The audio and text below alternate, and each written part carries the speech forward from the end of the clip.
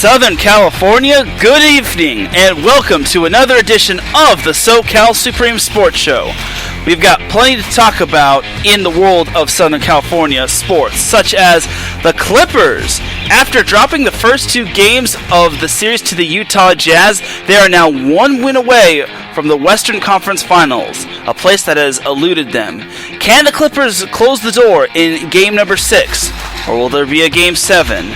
And then we finally, after 2 weeks, get to hear some LAFC and LA Galaxy talk, as both teams are still going to be in hot pursuit of doing well in the Western Conference. The Galaxy are still doing great, while LAFC is still trying to catch up. They're in a better position than they did the last time they started out.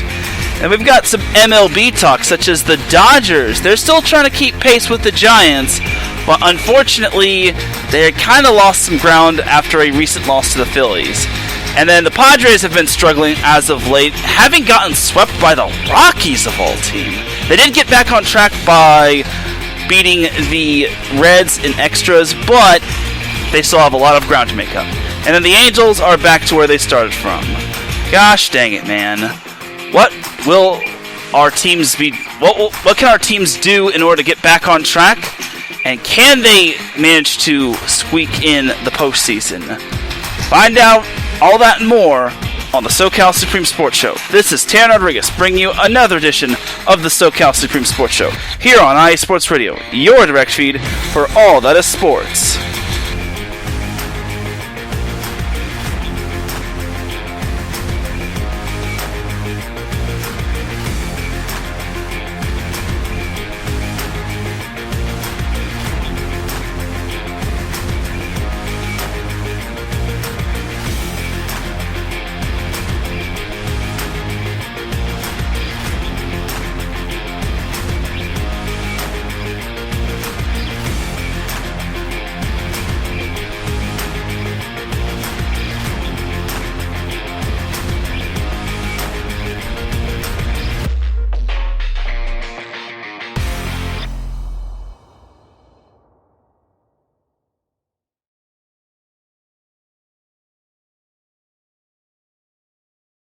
And welcome all to another edition of the SoCal Supreme Sports Show. Thank you for joining me on this beautiful Friday afternoon. I said evening, but it looks, where I'm at, it's currently like cloudy and it's not gloomy, but that's kind of the reason why I said evening. But wherever you're listening from, whether you're listening in the early afternoon, you're listening at night, wherever, we are here live with the SoCal Supreme Sports Show, episode 46, and I appreciate you listening in, and without any further delay, let's get on into the Southern California sports action.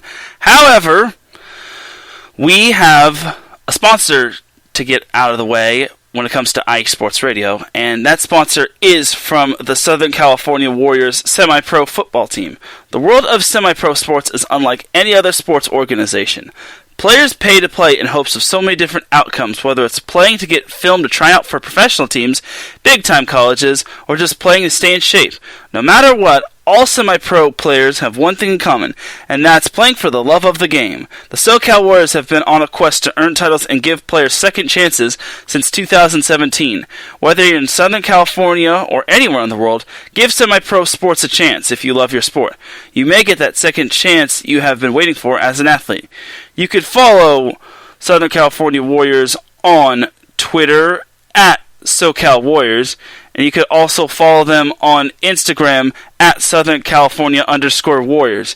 And if you have Facebook, type in the word Southern, the word California, and then the word Warriors when it comes to going to the search bar. And then once you hit enter, you will find the SoCal Warriors. And once you have found them, just go over there and give them a like and a follow. And you should be following them. Also, if you are 18 years or above, or 18 years or older, and you want to play football, and you're in the Southern California area, contact head coach Akalani Ta'afuima at 760-586-3293. That number again is 760-586-3293, or contact Coach Okalani at SOSD.US. And definitely do be a part of the 2021 takeover. So thank you once again to the Southern California Warriors for being the official sponsor of IE Sports Radio, your direct feed for all that is sports. And without any further delay, now let's get on into the Southern California sports action. So, the obvious elephant of the room is the Clippers. Alright, so let's just get this disclaimer out of the way. I'm not the biggest Clippers fan in the world. Personally, I am full diehard Lakers fan, and it stinks seeing the Clippers, or no, not the Clippers, the Lakers out of the postseason, because what happened with Anthony Davis was tragic. He got hurt in Game 4, and then, poof, he wasn't able to go, and then everything just fell apart for the Lakers. But the Clippers are doing Southern California proud, as they are one win away from advancing to the Western Conference Finals, which they haven't been to in their tenure. And more importantly, they have the chance to do so if they win tonight against the Utah Jazz. So, last time I did the show, the Jazz were actually up 2-0, and I was really questioning if the Clippers can actually come back, because the Jazz had never lost a best-of-7 series when leading 2-0. Teams that go down 0-2 in the same year of the same in the first and second round never go on to advance to the conference the conference finals, and the Jazz have never lost to the Clippers in a playoff series, but they've only played 4 times in the postseason, so there's that. So a lot of things basically were just against the Clippers. But in game number 3, the Clippers really silenced the Jazz, winning 132-106. And then in game 4, the Clippers steamrolled the Jazz 118-104. The final score is a lot more one-sided than it was, because the Clippers, I believe, were up 26, I want to say, on the Jazz. The Jazz did make a little bit of a push, but it was too little too late. And then, most recently, in game number 5, the Clippers went on the road to Salt Lake City, and they managed to steal one on the road, beating the Jazz 119-111. It was actually quite close in the first half. Believe it or not, the Jazz actually made I think it was 17 3-pointers. It was quite a bit of 3-pointers, but despite this, the Clippers hung tough in the first half, and then the Jazz went really quiet in that second half, and eventually the Clippers were able to clean up. Now, keep in mind, the Clippers did not have Kawhi Leonard. He is most likely out for the series. He's not going to play tonight in Game 6, and he was out against the Jazz in Game number 5. So, honestly, that was a big loss, and most teams will most likely just roll over and say, oh my god, our best player's out. What are we going to do? Oh gosh, the world is ending. We're doomed. Nah, the Clippers actually went on the road and they put forth an outstanding effort. Even when the Jazz had chances to get back in the game, even when the Jazz were trying to give the Clippers their best shot, the Clippers always had an answer. Paul George was outstanding. He had 37 points and 16 boards and 5 assists. He became the first Clipper to post a 35-plus points game, a 15-plus rebounds game, and a 5-plus assists game. It's absolutely amazing, and honestly, Paul George really silenced a lot of heretics and critics, considering everyone kept calling him Pandemic P. He wasn't mentally strong. He wasn't a second option. But I think ever since last year, I think Paul George has really manned up, and I think also because Paul George had to deal with the opposing fans in game number 1, where all the Jazz fans were basically taunting Paul George, saying that he wasn't good enough, and all that type of stuff. It really hurt. It really kind of struck a chord in him, and ever since, he's posted not 1, not 2, but 3 straight 30-plus point games, and it's absolutely amazing. I honestly didn't think he'd step up this big. I knew he was going to step up, especially with Kawhi out, but now he's taken the role and ran with it. It's quite astounding, honestly, and I think he's really proving his worth, and if this actually works, then the trade to the Oklahoma City Thunder is actually going to be worth it. And it's not just Paul George. Like, Reggie Jackson had himself a big game. He had 22 points, while Marcus Morris continued his good ways with 25 points. Terrence Mann, who had probably one of the sickest dunks I've seen in a while, had 13 points, and Nick Batum, who I think is very underrated, had 9 points. I also got to see some contributions from Pat Beverly. He hasn't been able to play much, considering Ty Lue has put Terrence Mann and Jackson and Morris on the court, and he's kind of taken Beverly out of the equation, but he has kind of taken Rondo out of the equation. Rondo's gotten to see some minutes, but it doesn't show on the stat sheet, but he has put in some sort of work. Like, there's a reason why the Clippers acquired him before the trade deadline. So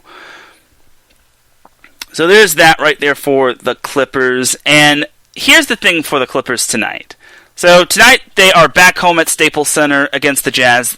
The two teams play in about a little less than 2 hours. Currently it's 5:13 where I'm at, so 1 hour and 47 minutes.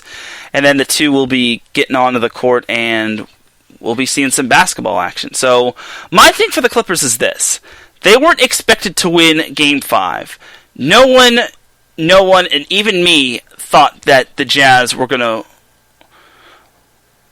to just show no mercy. And I didn't expect the Clippers in the slightest. I don't think anyone did other than like the Clipper faithful. And then the Clippers just went on the road and just stole one. Well, steal one probably isn't really the greatest thing to say, but they really took it. They really took it to the Jazz, and it's not easy to win at Salt Lake City. It really is tough because those fans are raucous, and especially when you're facing a Jazz team that's making 17 3-pointers in one half. It's quite astounding. So there's that right there for the Jazz. But the Clippers were able to just take it to the Jazz, and again, they weren't expected to win. And now here's the kicker for tonight. The Clippers are expected to win tonight. One, because it's at Staples, and two, the Clippers just have all the momentum. Also, we have yet to see Mike Conley for the Jazz, and then Donovan Mitchell is listed as questionable. If Donovan Mitchell can't go, this series is all but a lock for the Clippers. And honestly, the Clippers just need to continue to feed the hot hand, which is Paul George. Also, definitely got to give Marcus Morris and Reggie Jackson some looks as well. And Terrence Mann definitely helps out as well. So honestly, the Clippers are not missing. Oh, I mean, they are obviously missing Kawhi and his leadership and his defense. But my thing for the Clippers is this just goes to show you how deep they are. Even without Kawhi, they have other players that could step up, such as Paul George, who has really taken the role quite well. Marcus Morris has done a great job. Reggie Jackson has done an outstanding job. Nick Batum provides great defense, and it doesn't show on the stat sheet, but he really does all the grunt work, and he does everything possible to get the ball to his teammates and whatnot. And then Terrence Mann is basically a great role player. He's now into the starting lineup with Kawhi out, so there's that as well. So as long as the Clippers just play their game and they don't crumble, this is pretty much their time to shine. Because all the pressure is now on the Clippers. Well, no, not all the pressure. All the pressure is on the Jazz, but some pressure is on the Clippers because they've come close to advancing to the Western Conference Finals. But alas, they have not been able to. You saw last year, they blew a 3-1 lead, and they even had leads against the Jazz, and they eventually crumbled and then just disappeared in Game 7. And then back in 2015, the Rockets rallied back from a 3-1 deficit to defeat the Clippers in 7 games as they advanced to the Western Conference Finals. And again, it seems like high expectations for the Clippers lead to them crumbling in the spotlight. But now that the Clippers have all the momentum and they're facing a Jazz team that's basically fighting for their season, and the Clippers are playing with house money here. The Clippers are basically in the greatest position possible. They just need to just take care of business. The Jazz are the number 1 seed. They had high expectations. They have one of the best young players in the NBA in Donovan Mitchell, and they also have some good other players like Bogey and Rudy Gobert, and they have the 6th man in Jordan Clarkson. But they're really underachieving. And I think this whole series has kind of been the Jazz underachieving. I mean, obviously, Game 1, we can kind of give the Jazz a pass since they didn't play their best, and they actually rallied from a 13-point halftime deficit to beat the Clippers.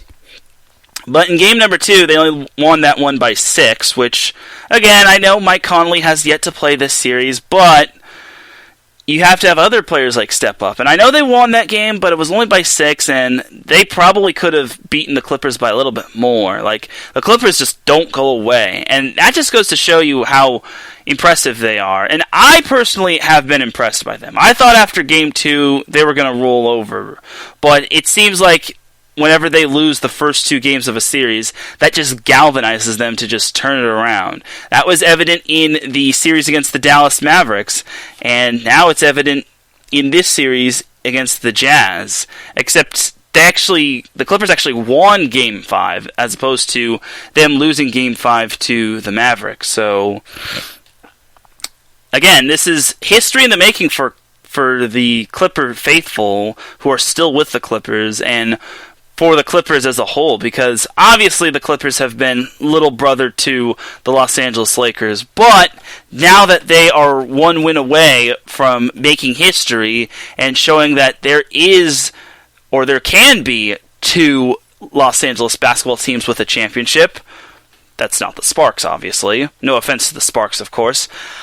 I personally think that the Clippers have what it takes. And I'm eating a lot of crow here just because I said last week I don't think the Clippers are going to find a way to come back, and I thought they were going to split their games at Staples Center, but the Clippers have proven me wrong, and they're proving all their heretics wrong.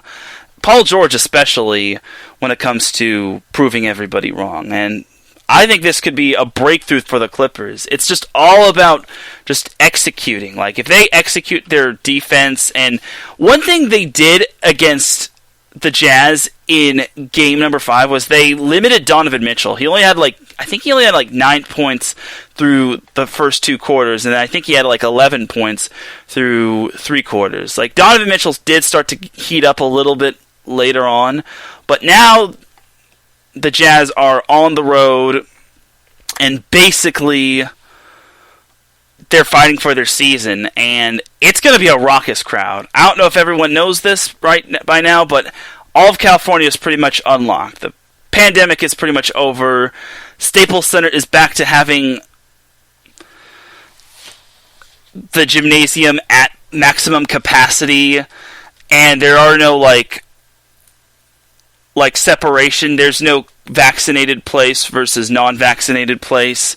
So it's absolutely amazing for the Clippers. And if they manage to get out of the second round, which has kind of been their boogeyman, it's going to be something special for them. Especially when they're playing a Phoenix Suns team that, I won't say they've cruised past the first 2 rounds, but the Suns have kind of gotten a little lucky when it comes to injury, when it comes to the opposing team's players getting injured. Like, the Suns beat the Lakers in 6 because, most likely because Anthony Davis went down. I know Chris Paul hasn't been 100% healthy, and I know he's now in the COVID protocols, but here's the thing. losing AD is a lot more crucial than losing Chris Paul.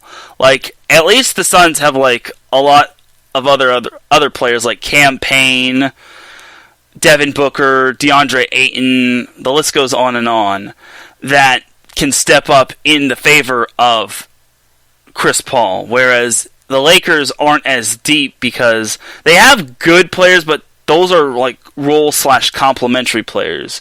Anthony Davis is a superstar, as well as LeBron James, so there's that. And then also, the Suns kind of beat the Denver Nuggets without Jamal Murray, who is a very key piece for the Nuggets, as he was the big part of their success from last year.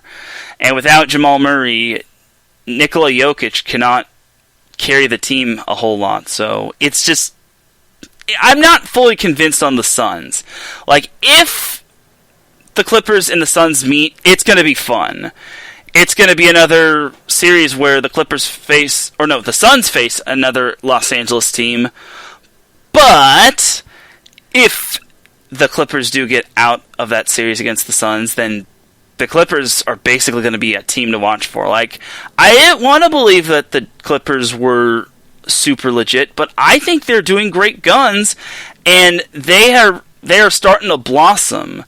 And a win over the Jazz tonight would basically be helpful, especially with Chris Paul in the COVID protocols and whatnot, because the series between the Clippers and the Suns, should the Clippers get out of the second round tonight, would start on Sunday, where if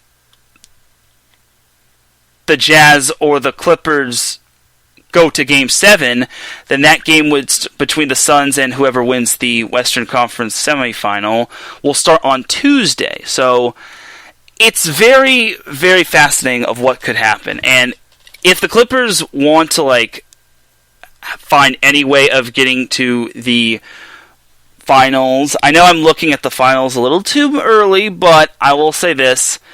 If they want to get an early jump on the Suns, and they also want to possibly get an early jump on the Suns, and they want to possibly set the tone early, even without Chris Paul, they gotta get the job done tonight. I know the Suns have had a lot more rest, but could that rest turn to rust? And also, hence the word could the Clippers be carrying a lot of momentum? Because, again, everyone doubted the Clippers, especially after Game 2, but now they're a win away from achieving history. And it would be a huge win beating the Utah Jazz. I kind of figured that the Jazz would not overly perform as great, considering they have been banged up and Donovan Mitchell was a bit dinged. However, I didn't think they'd be this bad. Like, I kind of figured the Jazz would kind of be the equivalent of the Rockets in the past. Like, the Jazz are like the Rockets. Very good in the regular season, not so good in the postseason. That was the case last year. Or, as most people like to call these NBA teams, Peyton Manning. Except without the Super Bowl titles. Because Peyton Manning was more times than not great in the regular season, but then he turned into a ghost the postseason. I guess you could also say that about Phillip Rivers as well, but I don't want to bash my boy Phillip. Besides, everyone else is calling these NBA teams Peyton Manning, so I digress. But either way, I'm really impressed with the Clippers, and we're coming on 1 year when it comes to this show. In the 2 NBA seasons that the SoCal Supreme Sports Show has gone live, the Clippers have made it to the second round, which is good. They have not made it past the second round, though. And I know it sounds a little cliche with me saying the SoCal Supreme Sports Show is good luck, but it kind of is coincidental. Like, the Clippers are now 1 game away from possibly making it to the Western Conference Finals. It would be really amazing to see the Clippers making that history. And me as a Lakers fan, I actually would not mind seeing the Clippers make history. I don't want them to win it all, but if it comes down to it, for purposes of the show, I want to see the Clippers be successful, because if I were a Clippers fan, I would not want to live with people dunking on me saying, your team hasn't gotten past the second round, or oh, your team is cursed. But here's the thing, it's going to be tough without Kawhi Leonard, but I think the Clippers are most likely ready for what's to come without Kawhi. And it showed in Game 5, and I think it can show tonight. It's just got to be an early jump. The thing that's actually benefited the Clippers is getting an early jump. They've taken early 7 or 10 point leads, and then even when the Jazz have found a way to rally back, they just haven't been able to just close out the deal. And the Clippers have all the momentum every time they get that early jump in the quarter, or early jump in the game. And personally, that is the turning point right there. That's going to be the key for the Clippers to win. If they get an early jump on the game, if they get off to a hot start, if let's say they go up 7-0, or they go up by 7 early in the first quarter, or they go up 10. Yeah, 7 plus points sounds legit, and then they force an early timeout from the Jazz. If they could force that pressure on Utah, then that could be the game changer right there. However, the Jazz are basically playing with everything they've got. All the pressure's on them, and who knows if Donovan Mitchell will actually fully show up. I think he can... it wouldn't shock me if the game went 7, but I really like the Clippers' chances. I think they get it done tonight. I hope I'm not jinxing them, but I'm picking the Clippers to win it tonight. I think they get the job done, and then they prepare for Phoenix, which is going to be another challenge in itself, considering the Suns have only lost 2 games, but they haven't really beaten a team at full strength. Well, except for Game 1 against the Lakers, but still. I digress. So, that's my little spiel for the Clippers. I won't talk about the Lakers this week just because I talked a little about them in my little segment of the Clippers, but I'm just going to say this. I'm really impressed with the Clippers, but it's all about closing the door. Either next week I'm going to be talking about them playing the Suns in the Western Conference Finals, or I'm going to be dunking on them next week. And I really want to talk about them in the Western Conference Finals, just because it'd be cool to continue to talk some NBA action when it comes to Southern California. Because obviously the Lakers not being in here in the playoffs anymore is not all that great. And I personally think the Lakers would have gotten past the Suns with a healthy AD, and I think they would have gotten past Denver, especially since Jamal Murray isn't playing.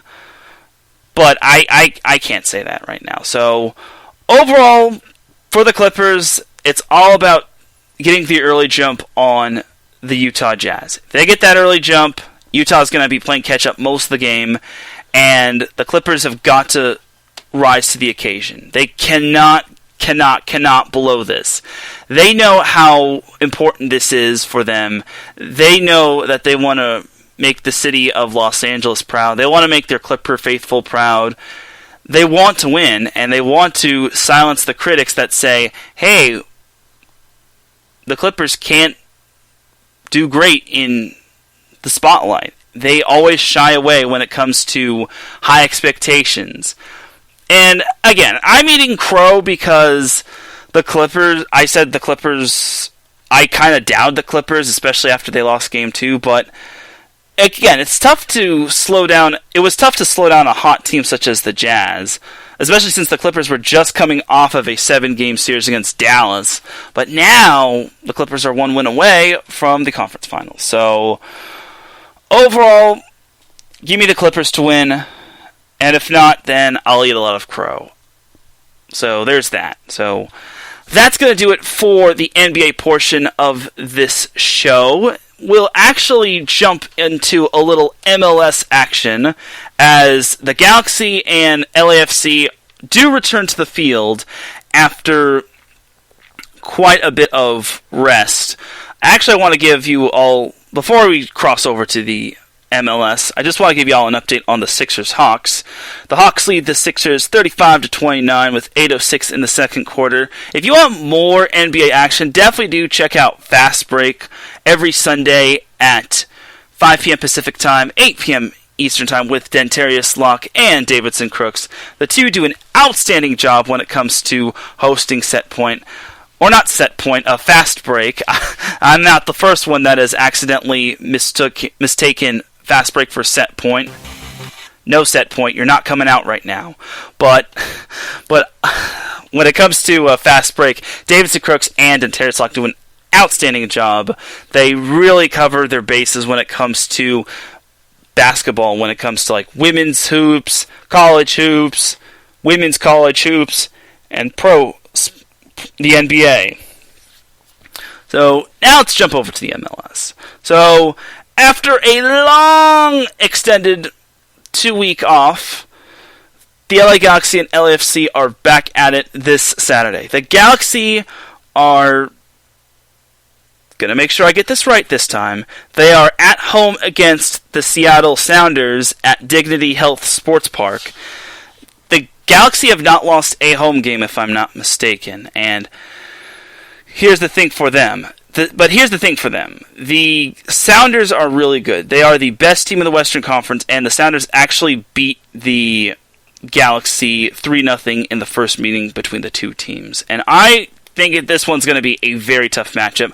I know the Galaxy now know what to expect with the Sounders, but it's tough to slow down a very good team such as Seattle. Like, Seattle's always been that perennial, very talented team that's good. It's kind of like the Seattle Seahawks and the LA Rams. Like, both those teams have been perennially good. Primarily the Seahawks, considering they have the boy wonder that is Russell Wilson, and they also have Pete Carroll, the former USC coach.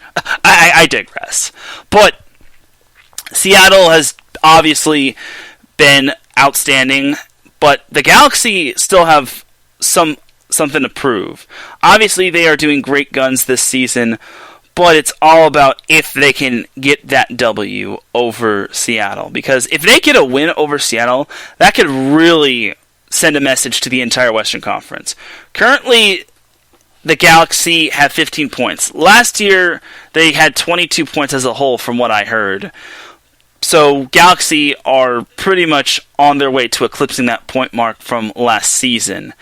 The goal differential for the Galaxy has been kind of troublesome, but the Galaxy have faced two very tough opponents in the Portland Timbers and the Seattle Sounders. And the Sounders have not lost a game this season. They are one of two teams that have not lost a game, the other one being Nashville. So Seattle is going to really cut out the work Seattle is going to really cut the Galaxy's work for them. Either way, the Galaxy have the work cut out for them. So we'll see if the Galaxy can get it done. If they can even get a tie, that would be great, considering Seattle has tied with a few teams as of late, as they just recently tied to Austin in a 0-0 draw, and then prior to that, they also tied to Atlanta 1-0, which Seattle actually scored the first goal, and then Atlanta scored like way late in the game. It was the 86th minute, while Seattle scored the first goal at the 6th minute of the game. So, again, the Galaxy still have a little bit to prove, in my opinion. A win over Seattle would be great, especially since the Western Conference is tight. You also got Sporting KC to keep an eye on. Sporting KC is actually starting to get some steam back, as Sporting KC, actually they just recently tied with Austin 1-1. And Sporting KC's only losses were to Salt Lake FC 3-1, and then Houston, which was a 1-0 loss. But ever since then, they have not lost a game. They've beaten Vancouver 3-0, San Jose 3-1, they beat Houston 3-2, and then they have that tie with Austin. So there's that. So as for LAFC, LAFC is currently 9th in the Western Conference. They only have 8 points. They still have plenty of time, and obviously they haven't been off to the greatest start. They are currently 2-3-2, 2 wins, 3 losses, and 2 draws. And like I said, they only have 8 points, so they're not too high on the Western Conference standings. But it's a new week for them as LAFC plays the Houston Dynamo on Saturday. Houston is currently 5th in the Western Conference, so this is going to be a tough one for LAFC, but all their games are going to be tough considering LAFC is not as high in the Western Conference as most people thought they were.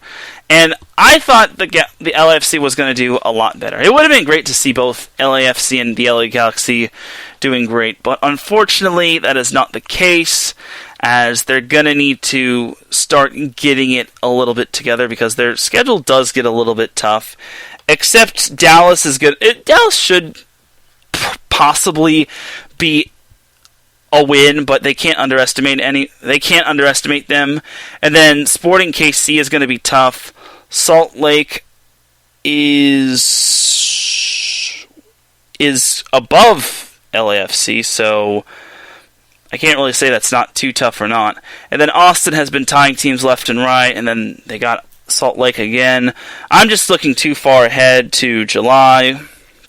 They got to close out the beautiful month of June 1st, and they got to do that with Houston, Dallas, and Kansas City, as LAFC is at home for their first 2 games. They play at Bank of California Stadium, which is really cool, but then after they have their little matchup with Dallas, it's basically the Texas two-step. After their Texas two-step with Houston and Dallas, they have to go on the road to Kansas City to play Sporting KC, and that's going to be played at Children's Mercy Park. Unfortunately, it's not going to be played at Arrowhead Stadium, but it is what it is. So there is that right there for LAFC.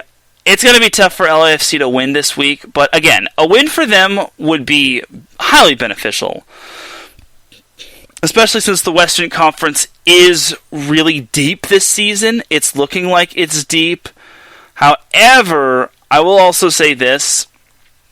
There's still plenty of time for them. Like, they've got 6 games in July, 5 games in August, 6 games in September, 5 games in October, and then 2 games in November. So, they got plenty of time to make up ground. It's just that they can't let the losses pile up, just because like I said, it's going to get a little bit tougher as the season goes on. And then eventually they're going to play the LA Galaxy again, as it's going to be El Tráfico 2.0, which obviously they need to be ready for them. Otherwise, it could be quite detrimental. And also, losing a rivalry game could hurt them mentally as well, just because when you lose that big rivalry game, it just really sets you back quite a bit. And the Galaxy have proven that they are good. The goaltending has been a little average for the Galaxy, considering, again, their goal difference is basically 0.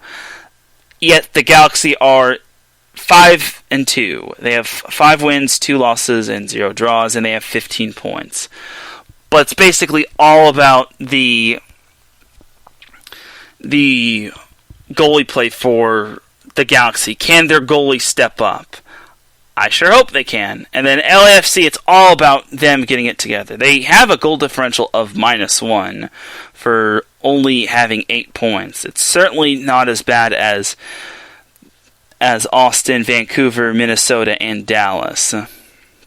And then surprisingly enough, Portland has a goal differential of -2, and they are currently 7th. And conversely, like I said, the Galaxy have a goal differential of 0, and they're the 3rd best team. So it's gonna basically be if both of our LA teams can get the early jump on both of their opponents. And both these teams have a lot to prove. Like, the Galaxy have to prove that they can hang with some of the best teams in the Western Conference, while LAFC has a lot to prove because they have been off to a not-so-great start. It's still manageable that they can come back and possibly clinch a playoff spot. Again, we're still in June. So LAFC fans do not need to hit the panic button, but if there's a time to possibly start picking up wins, this is the time.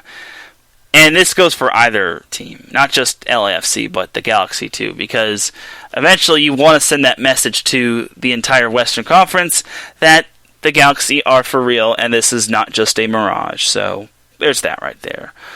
But on that note, that's going to do it for all the MLS talk. Before we get into a little break, I actually have some news regarding some USC football news. Well, first and foremost, I do definitely got to give a huge congratulations to USC's track and field team, or their women's track and field team, as they won the NCAA championship for the second straight season. And then their alum, Allison Felix, is currently in the U.S. semifinals of an event. I think it's an Olympic trial, so my bad. So yeah, Allison Felix is in an Olympic trial, and hopefully she does great guns.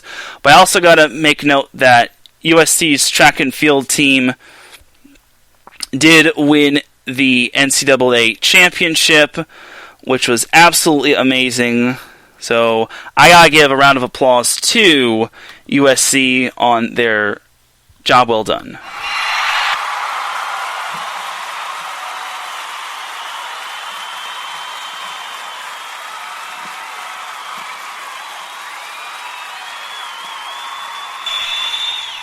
So that's the good news with their team. They managed to win the NCAA championship. And better news is that Carol Smith-Gilbert and assistant coach Quincy Watts were named NCAA Coach of the Year and Assistant Coach of the Year. And this is on the women's side, by the way. So there's that right there. And it looks like it's just women. Yeah, it looks like it's just women's track and field and not men's track and field. So USC won. To clarify, USC's women's track and field team won the NCAA championship. I know I didn't cover a whole lot of track and field, but what can we do? And then, like I said, their head coach, Carol Smith-Gilbert, got Coach of the Year, and then the NCAA Coach of the Year, and then they also got Assistant Coach of the Year, as Quincy Watts was named Assistant Coach of the Year. So that's the great news, and it looks like everything is absolutely going great guns for USC women's track and field. The bad news is, however, unfortunately, Carol Smith-Gilbert has unfortunately stepped down from her position at USC women's track and field, as she is now going to be jumping over to the Georgia track and field team, as she is going to be their head coach as well. So I wish her nothing but the best, and it really sucks that she had to leave. It's never fun, especially when your team, when a coach like that brings you great success. But unfortunately, I guess I don't know the full whereabouts, but this news was shocking. But I do wish Carol Smith-Gilbert the best, and it could have something to do with family and whatnot. So, but again, it really is heartbreaking to see. As a USC fan, I'm not the biggest track and field guy, but it was great to have Carol Smith-Gilbert as coach. Unfortunately, she's now going to be doing great guns with Georgia, so good luck in the SEC, Coach Gilbert. So, but on the note of USC, I actually have some more USC news, as if I could find it. Here it is. So USC's football team landed a huge commitment. They landed a 5-star, 6'5", 260-pound defensive lineman from Columbus, Georgia, by the name of Michael Williams. He is number 6 nationally, and he is the number 22 prospect. Or no, he is the number 6 prospect of the class of 2022. courtesy of 24/7 Sports. And he chose USC over Clemson, Florida, and others. And this is according to Sports Pac-12. So this was absolutely big-time get for USC.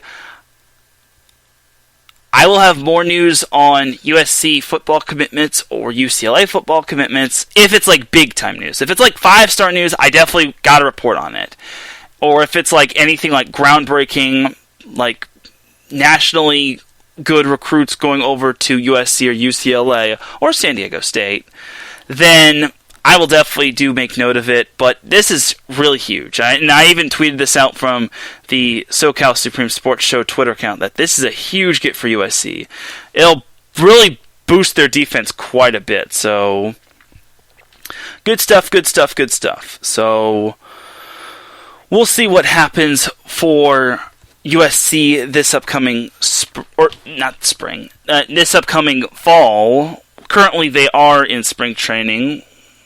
Now in summer training, but now it's going to be preparation for this upcoming season. So when we come back, we'll have a little MLB talk, and then we'll have some talk about the LA Rams and the LA Chargers. You are listening to the SoCal Supreme Sports Show here on IE Sports Radio, your direct feed for all that is sports. We'll be right back after a word from these shows.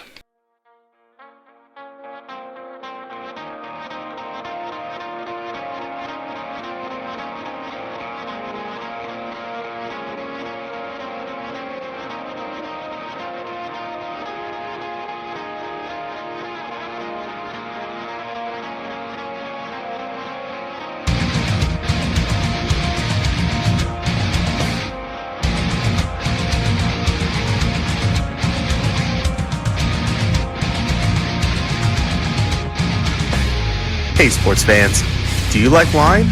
Well, we've got the show for you. This is Let's Wine About Sports, a show where we talk about wine and sports simultaneously. From the classic Cabernet Sauvignon all the way down to the grapes that you've never even heard of before. Oh yeah, we cover it all. And we'll talk about a little bit of sports as well. Football, hockey, collegiate, women's sports, it doesn't matter. We're going to talk about it all, and we're going to whine about it all. So join me Monday at 8 p.m. on IE Sports Radio, your direct feed for all that is sports.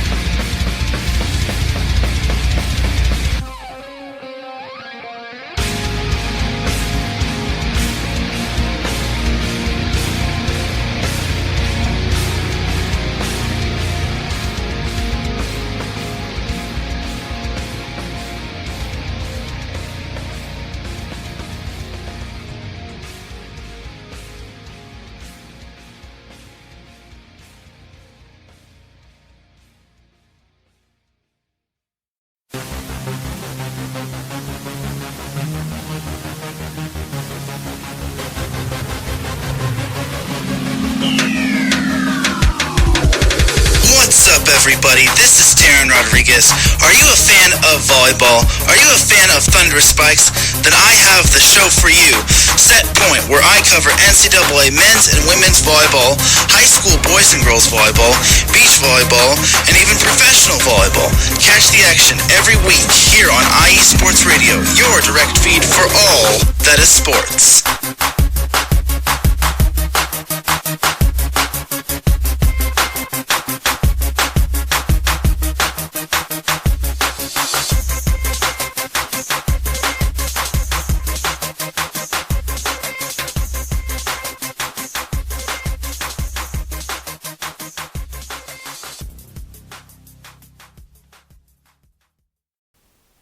Attention, all sports fans!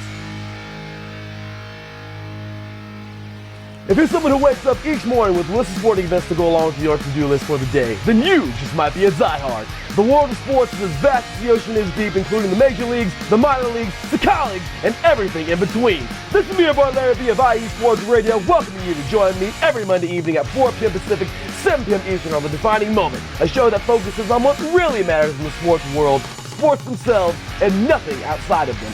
Once again, tune in for The Defining Moment with me, your boy Larry B, every Monday evening at 4 p.m. Pacific, 7 p.m. Eastern on IE Sports Radio, right here on Spreaker.com. We'll see you there.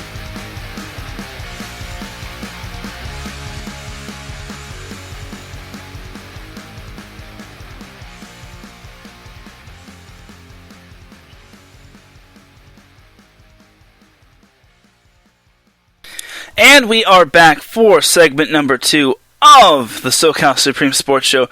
You can check out all of our amazing shows on different platforms such as Spreaker, Podcast Addict, TuneIn, Spotify, Apple Podcasts, YouTube. The list goes on and on. Some of our shows are even on iHeartRadio, which is absolutely amazing. But definitely do check out all of our amazing shows. We have plenty of shows dedicated to different sports and different city locations and even different regions. Not just for this show, but for other shows as well. And we even have shows dedicated to wine and sports. Didn't think you'd be hearing that, as Let's Wine About Sports will be making its return on Sunday at 6 p.m. Pacific Time, 9 p.m. Eastern.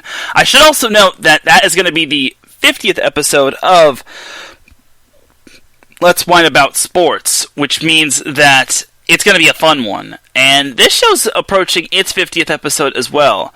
It's only a matter of time. It's probably going to be about 4 more weeks. And then in 3 more weeks, it's actually going to be the 1-year anniversary of the SoCal Supreme Sports Show, as that's going to fall on a Thursday. So I'm going to do that show in 3 more weeks on a Thursday as opposed to doing it on the standard Friday. So now that that's out of the way, let's jump on into segment number 2. But first, just a friendly reminder to follow IE Sports Radio on social media, on Instagram and on Twitter. You can follow them at IE Sports Radio. And then on Facebook, if you go to the search bar, type in the word IE, the word sports, and then the word radio, and then hit the enter button, you'll see a logo with white letters and a black background. And the IE Sports Radio website is pretty much getting a revamp, and it's going to be looking really good. So definitely be on the lookout for that. But without any further delay, let's get on into segment number 2 of the SoCal Supreme Sports Show. So let's talk some Chargers, actually. So the Chargers actually signed a few of their practice squad players to their roster. So they did sign someone who I kind of saw and made note of a little yesterday, and I even had a little bantering with Dave. It's gotta be here somewhere.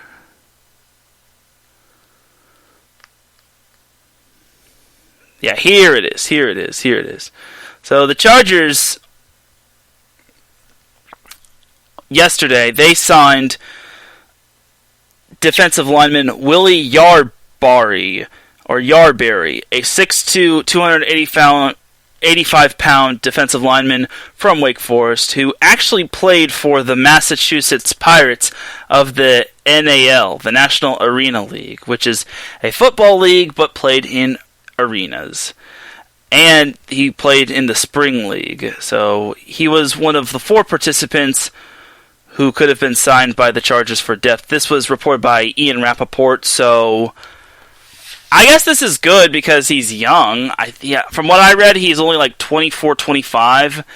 And then he has had that pro football experience, so who knows? Maybe this actually could be a good signing for the Chargers, because it kind of makes me wonder if Melvin Ingram is going to be gone, because they have yet to even make note of if they're going to keep Melvin Ingram or not. Like, I feel they can. They obviously can, but I don't think he's really worth it. Like, Ingram is coming off of 2 visits to injury reserve, and then he also is getting up there in age. He's 31 years old. I'm pretty sure he's like 31, if not 30, so he's getting pretty up there as well. So it's not looking too good. So I'm pretty sure the Chargers signing Willie Yarberry is pretty much the sign that Melvin Ingram is pretty much on his way out. So the Chargers not only signed Willie Yarberry, but they also signed 3 other players. They signed linebacker Damon Lloyd. I don't have any information on him, but the Chargers, according to their Twitter account, signed Damon Lloyd. And then they signed tight end Matt Sabert. Now, the tight end core is kind of what the Chargers struggle in. Obviously, they have Jared Cook, and then they have Donald Parham, who was kind of a pleasant surprise. But other than that, they have Trey McKitty and Matt Sabert. Like, I think of all the teams in the AFC West, the Chargers probably have the worst tight end core of the division. Like, the Chiefs have a really good rookie tight end. I forgot what that rookie tight end's name was, but they also have Travis Kelce. The Raiders have Darren Waller, who is a complete beast. And then the Broncos, even with their not-so-good quarterback situation, have Noah Fant, which is probably an underrated tight end, in my opinion. So there is that right there. And then also the Chargers signed Michael Bandy, which he's a wide receiver. So, again, that one kind of struck me as odd because the Chargers have quite a bit of wide receivers, but with the amount of injuries that piled up on them, I don't think they can be too cautious. But they do have Keenan Allen, and then Mike Williams, and then Jalen Guyton, and then they have Tyron Johnson, and then currently they have Joshua Palmer. So I guess this is a good wide receiver signing. Like, it's a spring signing. He was on the spring squad, so I don't know. But who is to say? So we'll see if the Chargers can pan out. I honestly can't wait to see the Chargers kick off their season. I think the Chargers are going to have a great season this upcoming year. I don't think it's going to be. Do I see Lombardi in their future? Probably not. Well, not quite yet, but who is to say? So we'll see if the Chargers can continue actually doing great guns. Like, I feel they have the team. It's just all about keeping healthy and whatnot. So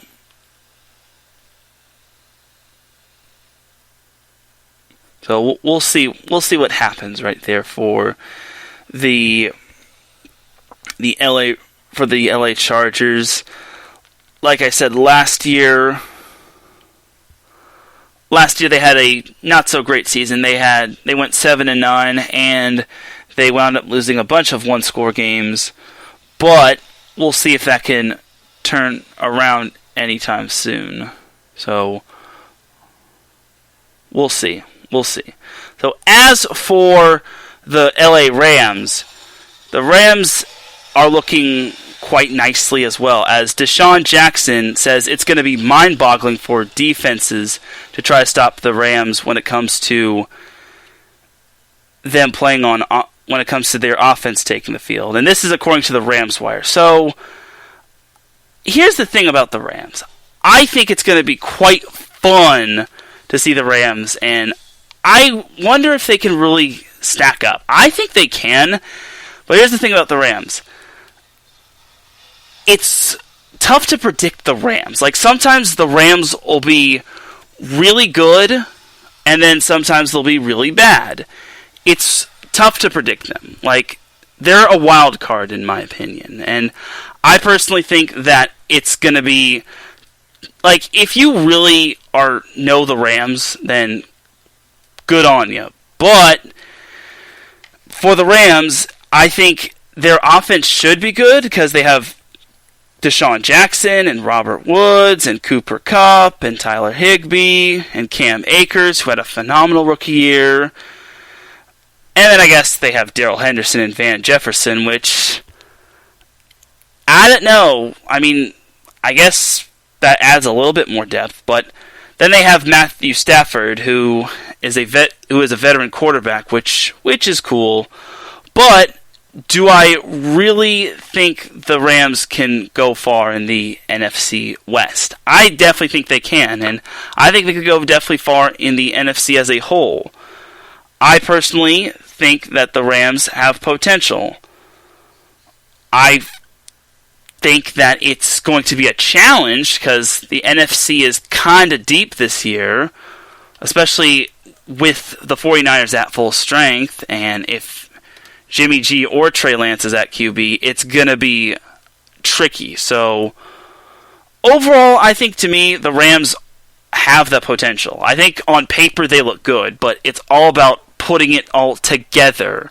And me personally, I think this is pretty much the point where they have to prove that last year wasn't really a fluke. Like, it certainly wasn't a fluke. I think it was a great little fun season for them. But the problem is, for the Rams, is that they're good, but they're not great. And in the NFC, you kind of have to be great, especially in a division where you have the Green Bay Packers, which we don't know about Aaron Rodgers still. You have the Bucks, which I hate to say this, the NFC goes through the Bucks. I don't want to say it, but the Bucks have just so much talent. They return all of their offense, and then who knows what they're going to return on defense. So we'll see.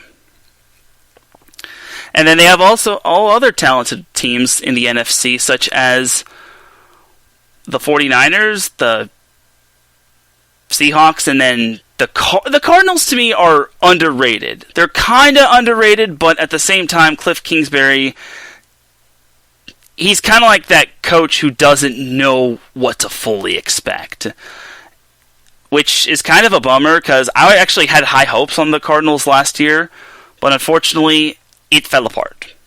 So to me, the LA Rams are in a bit of a quagmire here. They're kind of good, but they're not great.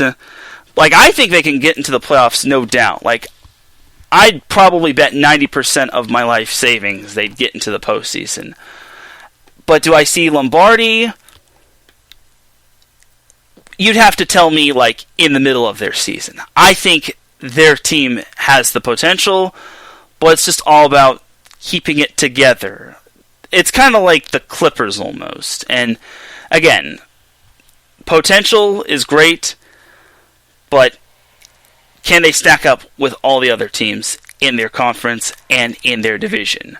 That still remains to be seen. And I think the NFC West is the NFC best when it comes to divisions. You see what I did there? So there is that right there, as Larry B. Pops in the chat room says, SoCal! Yes, indeed. So there's that for there's a little Chargers and Rams talk, which is nice. So now let's jump to the MLB, and we'll pretty much close the show right there.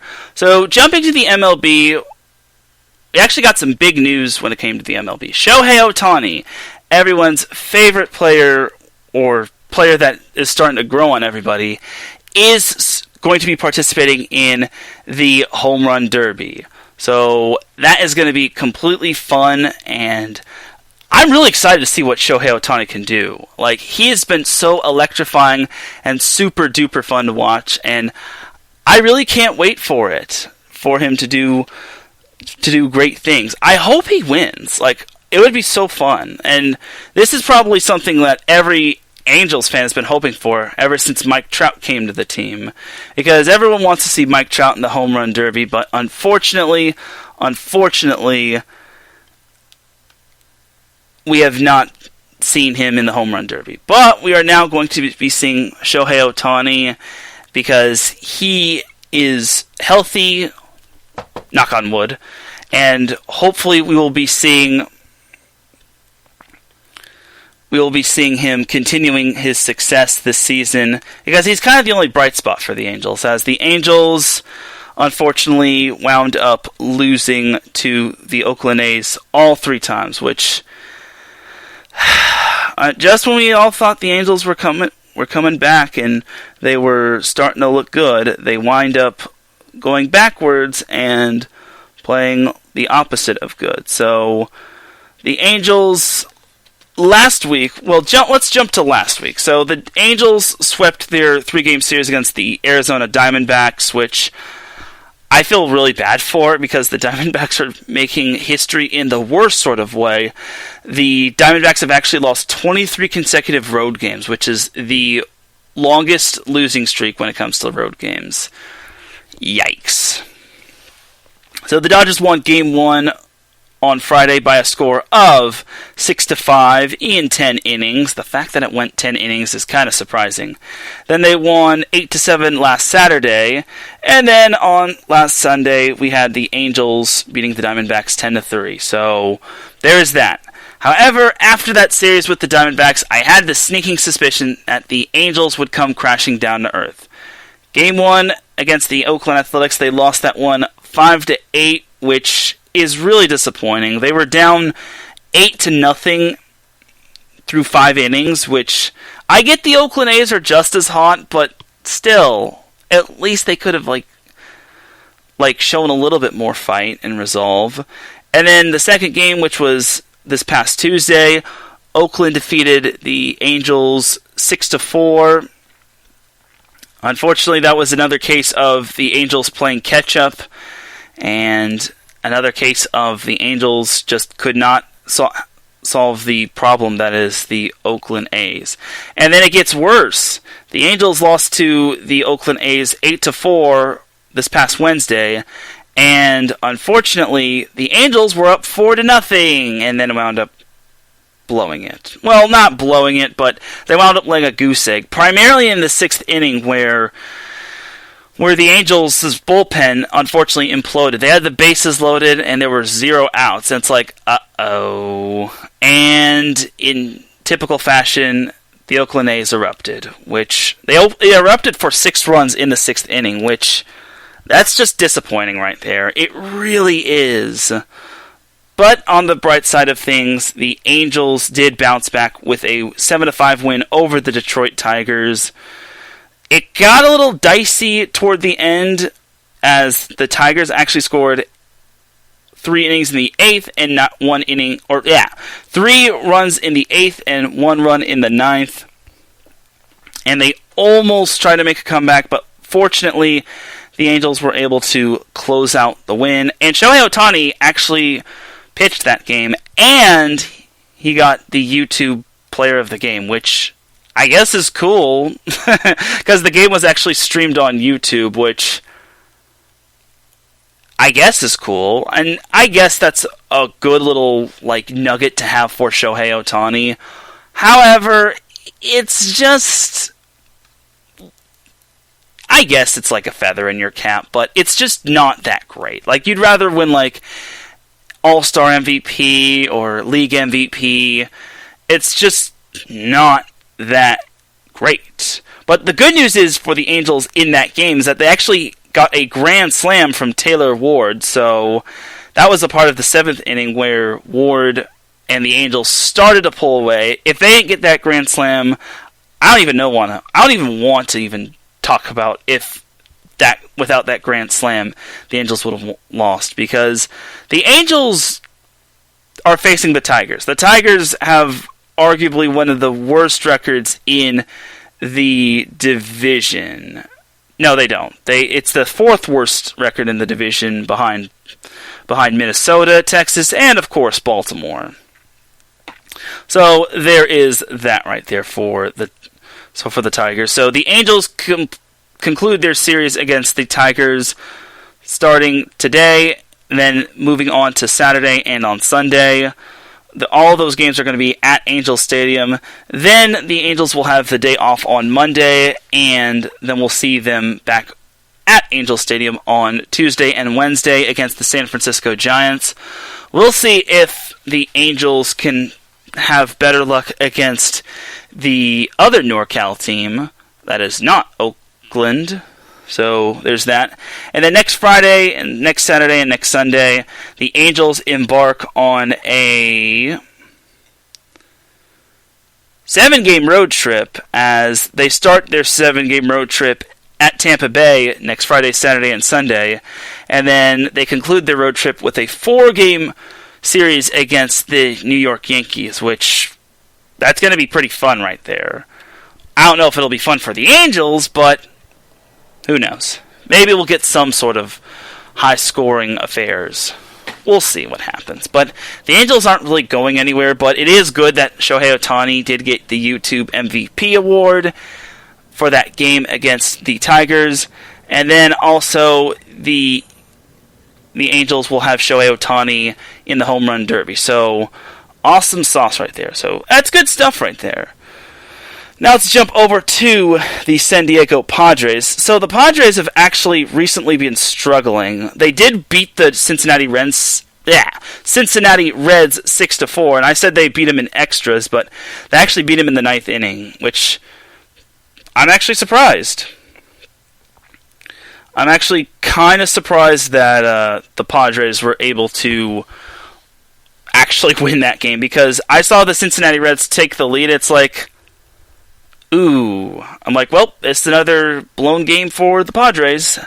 And what's worse for the Padres is that they keep falling behind when it comes to the NL West standings. They're already having to compete with the Dodgers, but with the Giants surging, it makes it very, very, very, very, very, very, very, very, very, very, very, very, very, very, very, very tough for them. So the Padres did get the win over the Reds 6-4. They scored 4 runs in the 9th inning. They actually won off of a grand slam, courtesy of Cartani, which it's a miracle. Like I didn't think he would have been the hero. I thought it would have been Fernando Tatis. So we'll see.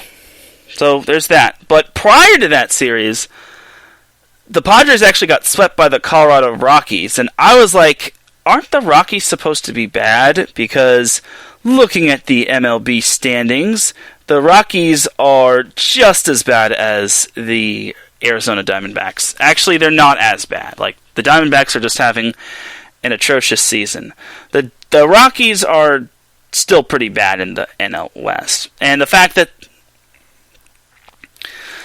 the Padres lost to them is kind of mind-blowing. I'm like, how?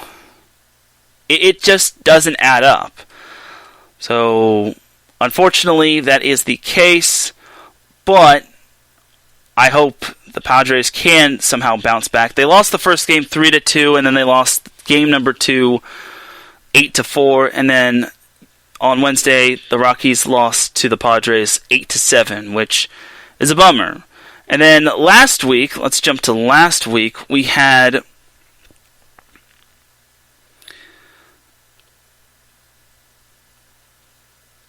the Padres losing 2 of 3 to the Mets. The Padres lost to the Mets in the first game last Friday, 3-2.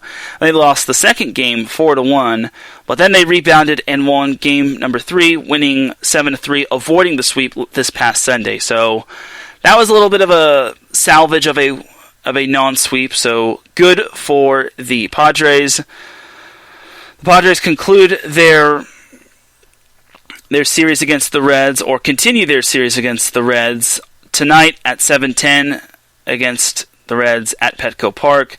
Then on Sunday, they face the Reds, which that's going to be a 4:15 start time on Saturday. And then on Sunday, the Padres face the Reds at 1:10.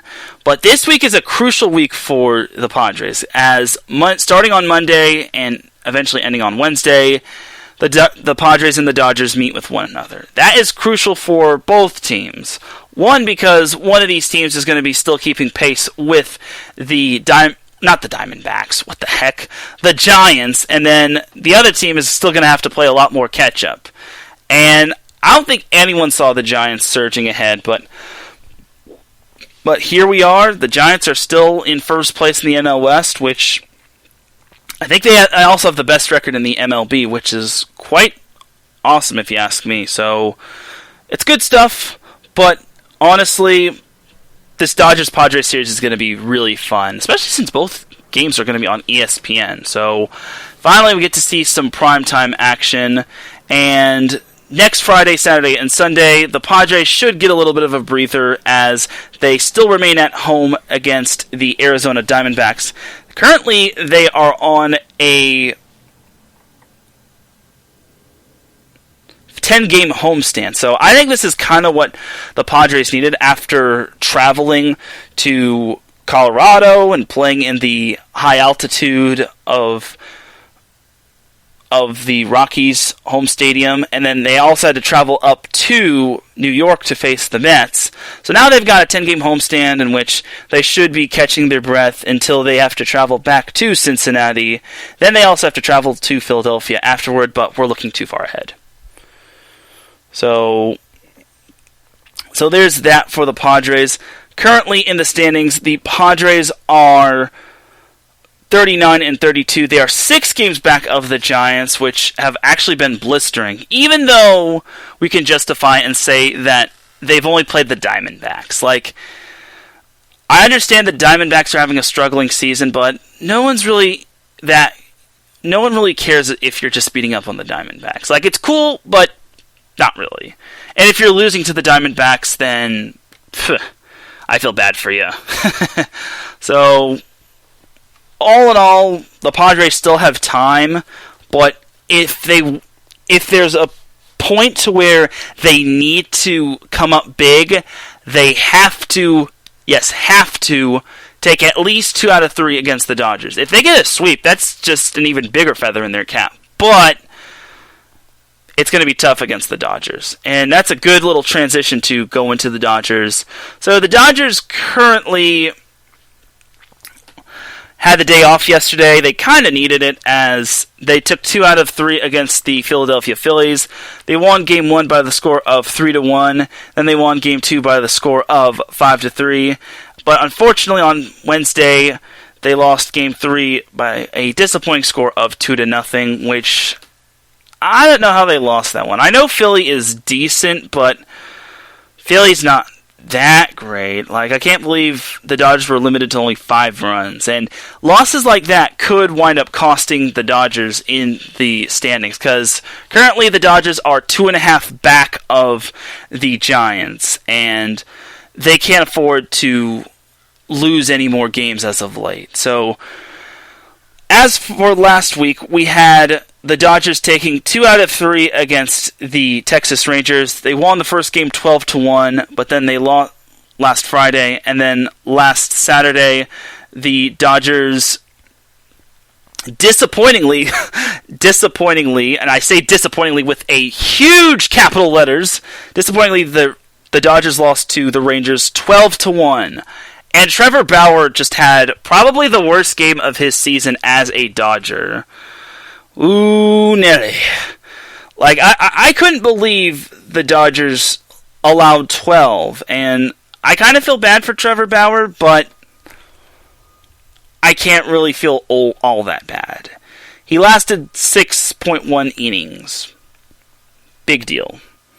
And he gave up 4, which is even worse. But still, it's just so... That's atrocious right there. And Texas is not that good. As Larry says, frickin' Dodgers.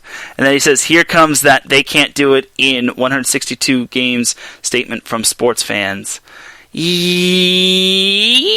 Maybe, but this season is absolutely different, because this season is more of a marathon as opposed to a sprint. Like, there's still plenty of time for the Dodgers to recuperate and catch the Giants, and the same can go for the Padres as well. So, as for the rubber match between the Rangers and the Dodgers wound up beating the Rangers last Sunday 5-3, as they managed to win that series 2-3, but that loss still kind of leaves a sour taste in my mouth. So, anyway, as for the Dodgers, they are hitting the road to the Big Desert to take on the Arizona Diamondbacks. Good thing the Dodgers are not playing at home, because, like I said, the Diamondbacks have lost 23 straight road games. That is a record right there. So, again, I feel bad for the Diamondbacks. I really, really, really feel bad for them. But for the Dodgers, they got to take care of business. Like, just how the Giants are taking care of, or how they did take care of business against the Giants, or the Giants took care of business against the D-backs, the Dodgers got to take care of business against the Diamondbacks in order to stay within striking distance of the Giants. Because if they don't, then that deficit of being behind the Giants in the NL West is going to continue to grow larger and larger. And I understand the Dodgers haven't been at full strength, but the fact that they're still 41-27 speaks to high volumes of how deep they are. So, we'll see. I anything less than 2 games won is disappointing, if you ask me. But my fear for the Dodgers is that series against the Diamondbacks could be a trap series, as they hit the road. Well, they return to California, but then they hit the road to San Diego to take on the San Diego Padres, as I just mentioned. It's a big series for both teams. I really hope, for the Dodgers' sake, and the inner Dodgers fan in me hopes that the Dodgers can get the job done, because, again, unless the Giants manage to go on the nastiest cold streak out there, the Dodgers need as many wins as possible. And they know how crucial that series is against the Padres, especially since it's going to be on the road. And that is probably going to be their biggest test. And then, after their series against the Padres, which ends on Wednesday, they have a 4-game series against the Cubs, as they return to the Chavez Ravine. I totally messed that one. The Chavez Ravine to take on the Cubs. That series starts next Thursday and ends on Sunday, as the two will actually be on ESPN for Sunday Night Baseball, which I want to say the Cubs are like on ESPN like 95% of the time. I feel we see the Cubs a lot on Sunday Night Baseball or Monday Night Baseball or Tuesday Night Baseball or Wednesday Night Baseball. We see them quite a bit on ESPN. I don't know if it's because the Cubs are just so fun to watch, but the Cubs are actually doing pretty decent, for their division at least. And the last time the Dodgers and the Cubs faced one another, the Cubs actually swept them, and unbelievably, I couldn't believe it. Unbelievably, I couldn't believe it. That sounds funny.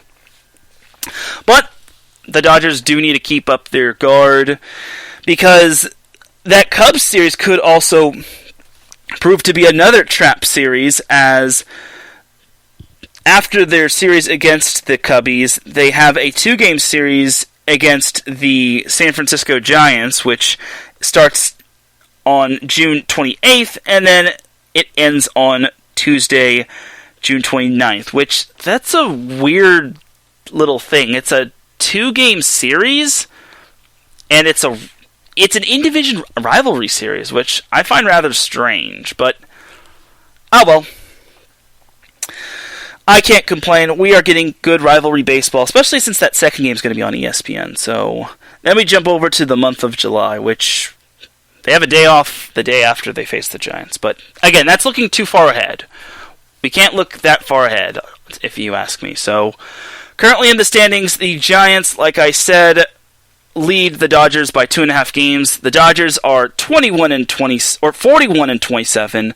The Padres are 39-32, and the Angels are sadly 34-35, as they are still 8.5 games back of the Oakland A's, which winning at least one of those games would have been great, especially since they're now trailing the Seattle Mariners. I knew I shouldn't have gotten my hopes up after they swept the Diamondbacks and the Royals, but this is what I get for allowing the Dodgers to say, hey, or not the Dodgers, the Angels to have me say, hey, we just swept the Royals and the Diamondbacks. We're good. No, you're not. So there's that for the MLB talk. But I am excited for that Dodgers-Padres series. I can't wait for it. I will clear my plans just to watch that series, even if it means making reminders in my phone. So with that, along with the Clippers possibly making it to the conference finals, it's a good time to be in Southern California. So there's that right there. Before we sign off, just want to give y'all a little bit of an update on the NBA game between the Sixers and the Hawks. I know Philadelphia and Atlanta are not in Southern California, but it's I like giving little updates on the NBA games. The Sixers lead the Hawks 80-76 going into the fourth quarter. If the Hawks win, then they advance to the Eastern Conference Finals, just like everybody predicted.